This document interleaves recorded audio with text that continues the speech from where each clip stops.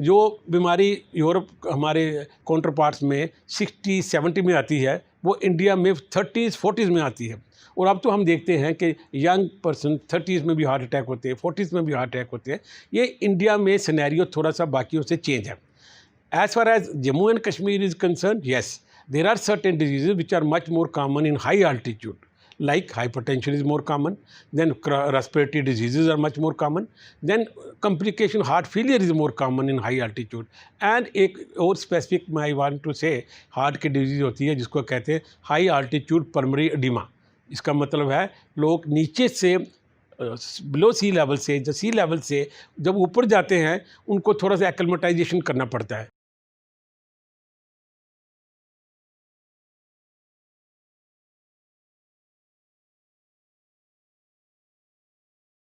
As a young child, I used to go to the hospital sometime. I used to become sick, जहाँ हमारा कोई family member become sick, and then I used to accompany my parents and other things, and including my mother, who was also suffering from heart disease. She was to be admitted many times over there, and that make me to think that this is the one branch which people can help at that time of emergencies. There are many other good branches, but इसमें मैंने देखा कि heart की बीमारी में जकदम खराब हो जाता है और जकदम ही ठीक हो जाता है.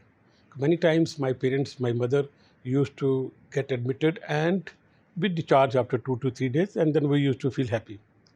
When I became the doctor, then I took a specialization of medicine only. First, we have to take the medicine. Then I went to PGI Chandigarh, and there was a vast knowledge of uh, exposure to the medicine, other branches also, and I got the opportunity to see all from inside. When I passed my MD medicine, so I have to decide whether should I go for some specialization or which type of specialization I would like to come. I consulted my seniors and consulted my teachers, and which they suggested me that this is one of the branch which is budding branch. At that time, it was very easy for us to go to any branch, but I took cardiology because I have a personal touch with the cardiology because of my parents were having some heart disease, and I saw that there is a improvement in the patient when he comes very sick, and the consultations are by the cardiologist are done very oftenly. If you are in gynae, you consult cardiologist. If you are in eye, you consult cardiologist. If you are in nephrology, you consult cardiologist. So there is a multidisciplinary approach in which the cardiologist played a lot of work. And then I thought, as a clinical cardiologist, as an intervention cardiologist, and many further sub-specialization of cardiology are coming up. So which make me to think, let me do cardiology as a first, and then see what can I do in the future.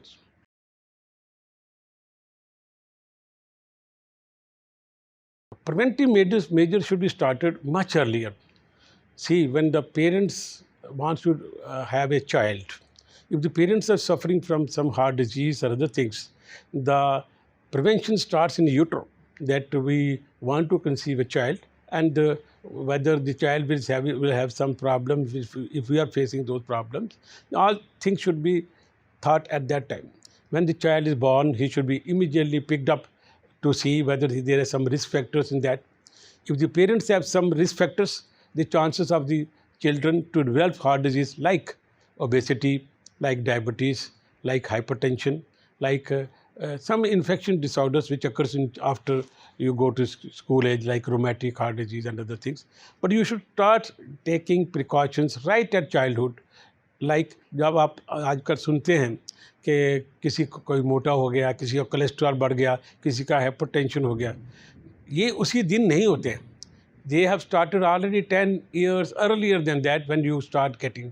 जब आप note करते हैं कि आपका triglyceride ज़्यादा है, जहाँ cholesterol ज़्यादा है, तो इसका डैमेज ऑलरेडी हो चुका है बॉडी में, आर्टरीज में वो डिपॉजिट हो चुका है. इसका मतलब 10-15 साल पहले ही वो it has started forming in the veins and arteries, so that you develop a certain disease. जैसे किसी को हार्ट अटैक आज हो गया, तो उसका मतलब है कि उसको पहले ही बीमारी थी, उसके ऊपर ये एक नया एक स्ट्रेस आ गया, या कोई ट्रॉमा हो गया, या कोई हाइपरटेंशन हो गया, या कोई something which has occurred at this time, जिसके कारण हार्ट अटैक हो गया। तो उसका मतलब prevention should start much earlier than the disease. लेकिन एक दफ़ा बीमारी का पता लग जाए तो उसका ट्रीटमेंट करना बड़ा लाजमी है, और उसको भी प्रिवेंट करने के लिए secondary prevention, one is primary prevention, that means आपको बीमारी ना हो, आपके रिस्क फैक्टर हैं और आपकी बीमारी को हम बचा देते हैं ताकि आपको बीमारी ना हो। दूसरा है, आपको बीमारी हो चुका है, आपको हार्ट अटैक हो गया, वाल्व चेंज कर दिया या बाईपास सर्जरी करा लिया, उसके बाद भी प्रिवेंशन करना है। That is not cure, that is a palliative type of treatment. तो उसको भी क्योर प्रिवेंट करना है ताकि नया हार्ट अटैक ना हो, आगे कोई बीमारी ना हो, हार्ट फेलियर ना हो, या सडन कार्डियक डेथ ना हो। उसके लिए prevention, diet, exercise, control of blood pressure, control of diabetes, you have to continue for rest of your life.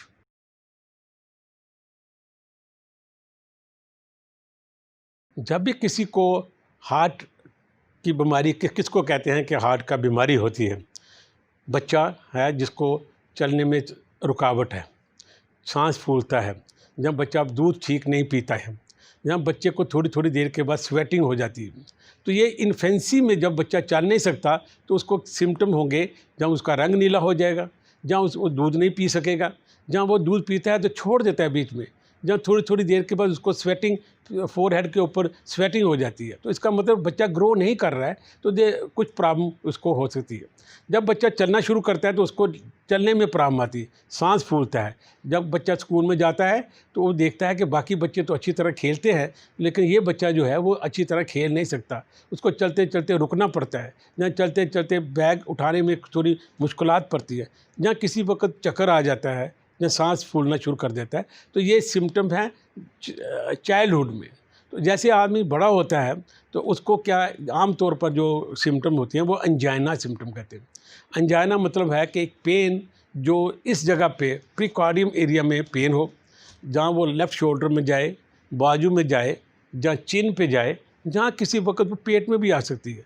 अगर पेन थोड़ी देर रहती है, ठीक नहीं होती, जहाँ पेन जो है वो रेस्ट में आती है, जहाँ पेन चलते वक्त आती है और आदमी रुकता है तो उसमें थोड़ा सा ठीक हो जाता है। ये सारी जो सिम्टम्स हैं ये सारे एंजाइना के सिम्टम हैं। और एंजाइना मतलब है कि हार्ट को सप्लाई पूरी नहीं जा रही है, चाहे वो बीमारी से नहीं जा रही, चाहे वो अनीमिया से नहीं जा रही, लेकिन हार्ट को नहीं जा रही है तो उसको एंजाइना कहते हैं।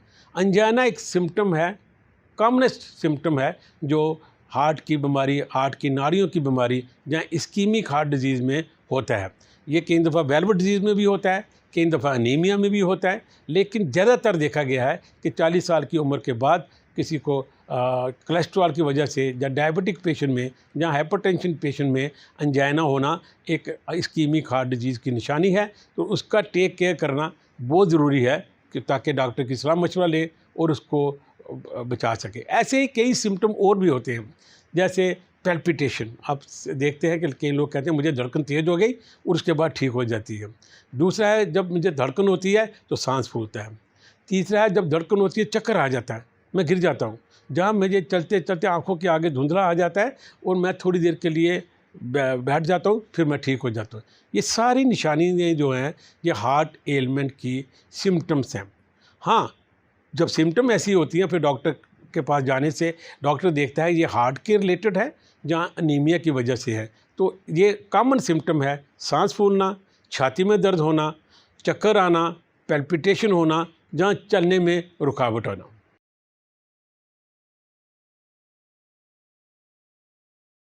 वैसे तो heart disease is a universal disease, बहुत हर कंट्री में और हर डेवलप एंड डेवलपिंग कंट्री में ये काफ़ी कॉमनेस्ट डिजीज़ है। लेकिन in India, particularly in India, the heart disease, ischaemic heart disease is the most rampant. This is much more than the European counter parts. अब Europe में जो बीमारी होती हैं उससे ज़्यादा बीमारी होती है हिंदुस्तान में इस्कीमिक हार्ट डिजीज़। सबसे सीरियस बीमारी, अगर दो उधर बीमारी किसी को होती है, उसको किसी को एक नाड़ी में होती है, किसी को दो नाड़ी में होती है। इंडियन सिनेरियो में देखा गया है कि बीमारी भी ज़्यादा होती है और बीमारी जो है वो कॉम्प्लिकेटेड भी ज़्यादा होती है, तीसरा है यंग एज में होती है। जो बीमारी यूरोप हमारे काउंटर पार्ट्स में 60-70 में आती है, वो इंडिया में 30s-40s में आती है। और अब तो हम देखते हैं कि यंग पर्सन 30s में भी हार्ट अटैक होते हैं, 40s में भी हार्ट अटैक होते हैं। ये इंडिया में सिनेरियो थोड़ा सा बाकियों से चेंज है। As far as Jammu and Kashmir is concerned, yes, there are certain diseases which are much more common in high altitude. Like hypertension is more common, then respiratory diseases are much more common, then complication heart failure is more common in high altitude. And एक और specific I want to say heart की disease होती है जिसको कहते हैं high altitude pulmonary edema. इसका मतलब है लोग नीचे से बिलो सी लेवल से, जो सी लेवल से जब ऊपर जाते हैं उनको थोड़ा सा एक्लेमेटाइजेशन करना पड़ता है। जो एक्लेमेटाइज आहिस्ता आहिस्ता हो जाते हैं उनको बीमारी नहीं होती।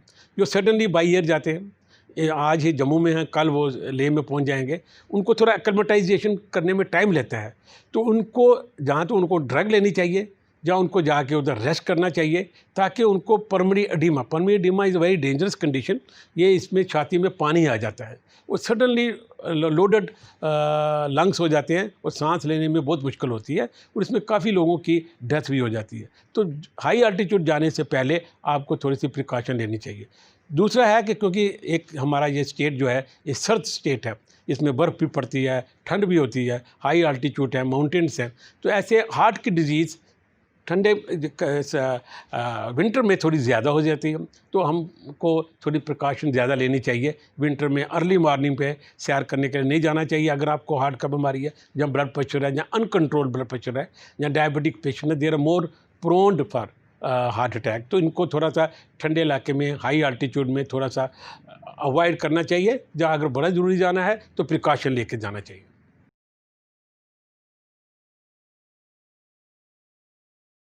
Heart disease is one component of the whole body. तो अगर किसी को डायबिटीज़ है, उसके चांसेस ऑफ हार्ट डिजीज़ होने के बहुत ज़्यादा हैं। अगर किसी को ब्लड प्रेशर है, उसके भी चांसेस हार्ट डिजीज़ होने के 3 to 4 टाइम्स ज़्यादा हैं। अगर किसी को किडनी की बीमारी है, जैसे हम सुनते हैं बहुत से पेशेंट रिनल फेलियर के पेशेंट होते हैं, डायलिसिस पे चल रहे होते हैं। जो पेशेंट एक दफ़ा ब्लड प्रेशर या किडनी की बीमारी में होता है, जो डायलिसिस में होता है, 90% उनको हार्ट का बीमारी होता है। आप देखते हैं कि जब भी उनको किसी को शुगर का बीमारी होता है, किडनी फेलियर होता है, डायलिसिस चल रहा होता है, उनको जहाँ ब्लड प्रेशर ज़्यादा हो जाता है, जहाँ हार्ट फेलियर हो जाता है, they don't die of kidney problem, they always die of heart problem. So जब भी किसी को सिस्टमिक डिसऑर्डर्स होते हैं, जैसे किडनी की बीमारी, ब्रेन स्ट्रोक, आपने ये भी सुना होगा कि ब्रेन स्ट्रोक काफ़ी कॉमन है, पैरालिसिस हो जाता है, अधरंग हो जाता है, तो उसमें वैस्कुलर डिजीज़ है। This is also vascular disease, heart is also vascular disease.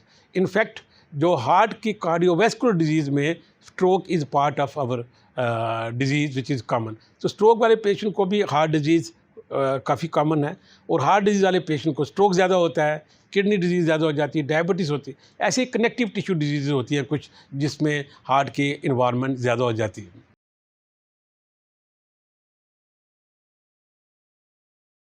आजकल काफ़ी एडवांसमेंट का हो गया है। जब हम स्टूडेंट थे तो उस वक़्त काफ़ी कुछ सेंटर्स में ही यहाँ सिर्फ कैथेटराइजेशन होती थी, जहाँ किसी कोई सेंटर थे जिसमें सिर्फ हार्ट के मरीज ही देखे जाते थे। लेकिन आजकल because of technical advancements, availability of equipment and the availability of doctors, good doctors, हम छोटी छोटी जगह पे भी हार्ट की फैसिलिटी प्रोवाइड कर रहे हैं। तो अब पहले से मुताबिक अब पिकअप रेट जो है वो हार्ट की डिजीज़ का मच अर्ली है। डायग्नोसिस होना जल्दी हो गया है। जब जल्दी डायग्नोसिस हो जाता है तो उसका ट्रीटमेंट करना भी आसान हो जाता है। और अवेलेबिलिटी ऑफ द इक्विपमेंट, जैसे हम जब मैं एज अ डॉक्टर बना था जम्मू में, तो एक ही मशीन होती थी, वो भी कभी चलती थी कभी नहीं चलती थी। अभी हमारे जम्मू में 6 मशीनें हैं, 6 जगह पे डॉक्टर होते हैं। हार्ट सेंटर में अच्छे अच्छे डॉक्टर हैं, वो काम कर रहे हैं। और ऐसे ही श्रीनगर में भी हमारी स्टेट में काफ़ी अच्छा पहले से डेवलपमेंट है। शेर कश्मीर इंस्टीट्यूट है, मेडिकल कॉलेज है, तो new centres are coming, private setup are also coming. तो facilities have increased because of technical advancement and the education which we have gone through. Many people doctors have gone outside, got training, and then they are coming here to serve the people of this society.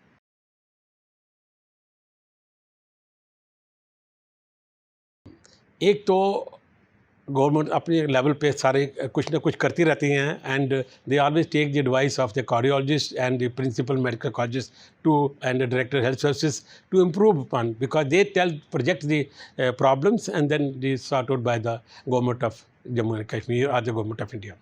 There are many central schemes which are helping the poor patients to undergo treatment, उनका treatment, दवाइयों के लिए खर्चा, many centers good schemes are coming up आजकल, तो उसका इलाज। दूसरा, government should take up a levels जहाँ पे immediately patient care should be given. जैसे हमारे मेडिकल कॉलेज में इमरजेंसी में पेशेंट आता है, मेडिकल कॉलेज में आता है, he is taken care of it. But ऐसे सेंटर बड़े कम जगह पे है, क्योंकि ये टाइम इज़ मसल। अगर आप जल्दी से जल्दी उसको पिकअप करेंगे, हार्ट अटैक वाले पेशेंट को जल्दी इलाज करेंगे, तो you can save many things. उसका बाईपास अवॉइड कर सकते हैं, एंजियोप्लास्टी उसको अवॉइड कर सकते हैं। अगर किसी का लेट हो जाता है, जैसे कोई आदमी किश्तवाड़ से आता है, उसको फैसिलिटी मिलती है जम्मू में आके, जहाँ कोई आदमी पुंछ से निकलता है तो उसको जम्मू में आके उसको फैसिलिटी मिलती है। There should be some procedure जहाँ पे उसको रास्ते में उसको कुछ हेल्प किया जाए। एम्बुलेंसेस अच्छी होनी चाहिए, जिसमें एम्बुलेंस में ही कुछ ट्रीटमेंट स्टार्ट किया जाना चाहिए, और उसका कम्युनिकेशन ऐसा होना चाहिए जिसमें the facility should be available at the door step.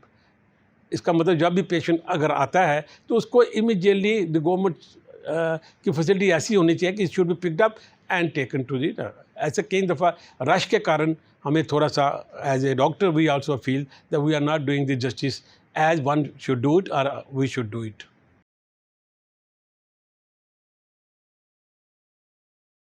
Cardiology एक सबसे मेरे हिसाब से it's one of the best branch where you can help the sufferers. आपने देखा होगा कि कोई भी पेशेंट को जब सीरियस हो जाता है तो उसको कार्डियोलॉजिस्ट की ज़रूरत पड़ती है।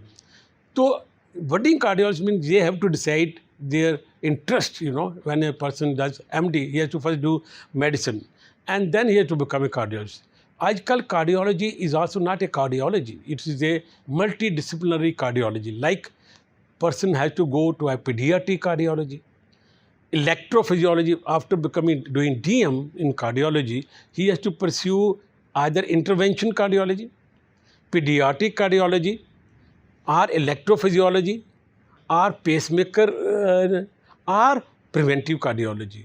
One of the best branches is preventive clinical cardiology and pacemaker and intervention cardiology. They are all branches of cardiology.